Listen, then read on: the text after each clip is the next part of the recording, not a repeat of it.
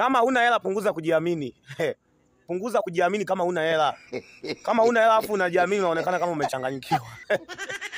Mtu huna hela afu unajiamini, yani eti mimi siwezi kuolewa na mwanaume ambaye hana hela. Wewe mwenyewe huna. Punguza kujiamini. Unajiamini kivipi? Kama huna hela, kama huna Yesu, punguza kujiamini.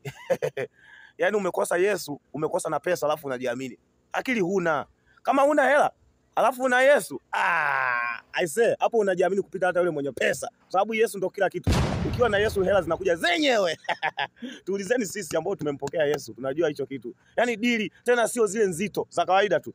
Ila kuokoka sio kwamba ndo utatajirika, msidanganywe. Kuokoka ni kuokoka na jehanamu. Kwa hiyo usidanganywe na watu ya kwamba eti ukiokoka unapata sana hela. Huo ni uongo.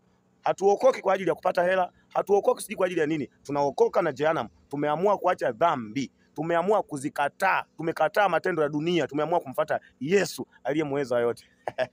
Kwa hiyo kama huna hela, huna Yesu, punguza kujiamini, unatia aibu.